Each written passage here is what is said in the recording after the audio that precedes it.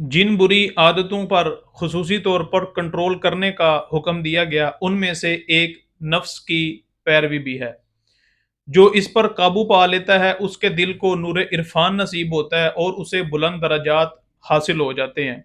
आज के इस पुरफितन दौर में नफ्स की ख्वाहिश की पैरवी पर कंट्रोल और इसकी रोकथाम नहायत ही ज़रूरी है, वरना ये बड़े बड़ों को तबाह और हलाक कर देती है।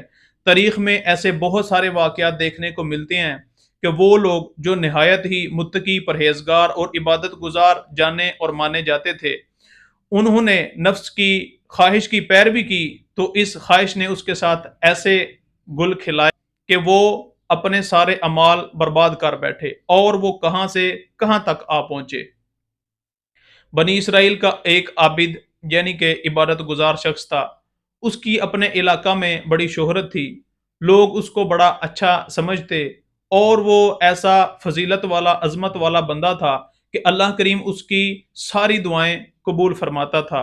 उसकी शोहरत इस लिहाज से थी कि अगर उस इलाके में कोई बंदा नहायत ही बीमार हो जाता, सख्त बीमार हो जाता, बड़े-बड़े हकीम और तबीब उसके इलाज मुआवजा से आजिज़ आ जाते, तो उस मरीज़ को इस इबादत गुज़ार के पास लाया जाता, ये उसके लिए दुआएँ करता, कुछ दिन अपने पास ठहरने की तलकीन करता और उसके लिए दुआएँ करता, अल्लाह करीम उस बीमार को शिफ़ा अता फरमा देता था।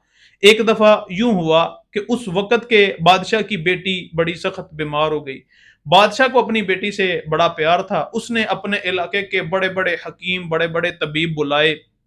काफ़ी रोज़ तक इलाज मुआवजा जारी रहा, लेकिन कोई खातर खा नतीजा ना मिल सका।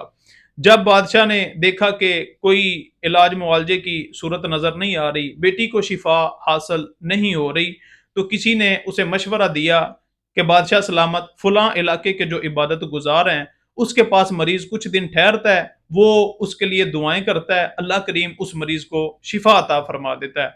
बादशाह को चूँकि अपनी बेटी से प्यार था, उसने अपनी बेटी को इबादत गुजार के पास भेजने का इरादा किया। उसने अपनी बेटी इबादत गुजार के पास भेजी। इबादत गुजार उसका इलाज मुआवजा करता रहा, उसके लिए दुआएं करता रहा। जब आधी रात से ज्यादा वक्त गुजर गया, तो शैतान उस पर हावी हुआ। नफ्स ने उस पर गलबा पा लिया। फिर ना करने वाला काम हो गया। फिर उस इबादत गुजार ने खौफ में आकर बादशाह की बेटी को कत्ल किया और कत्ल करने के बाद कब्र में दफन कर दिया। शैतान सारा मामला देख रहा था। वो इंसानी सूरत में बादशाह के पास गया, बादशाह को सारी सूरत हाल से आगाह किया, सारा वाक़या बताया और कब्र के बारे में भी बता दिया। जब बादशाह ने सारी बात सुनी, बादशाह को बड़ा जलाल आया। उसने कब्र कुशाई का हुक्म दिया, ज़मीन खोदी गई, कब्र खोदी गई, तो लाश बरामद हो गई। बादशाह ने उस आबिद यानी कि इबादत गुज़ार को सूली का हुक्म दे दिया। अब जबकि उस इबादत गुज़ार को फांसी पर लटकाने का वक़्त आया, सूली चढ़ाने का वक़्त आया, तो शैतान उसके सामने आ गया। आकर कहने लगा कि मैं तुझे इससे निजात दिला सकता हूँ, यानी कि तुझे जो सजाए मौत होने वाली है, तू मरने वाला है, मैं तुझे मौत से बचा सकता हूँ, लेकिन मेरी शर्त ये है कि तू मुझे सजदा कर। उस आबद इबादत गुजार ने शैतान को सजदा कर दिया। ये देखने के बाद शैतान खिलखिलाकर हंसा और कहने लगा कि मेरा तुझसे कोई ताल्लुक नहीं।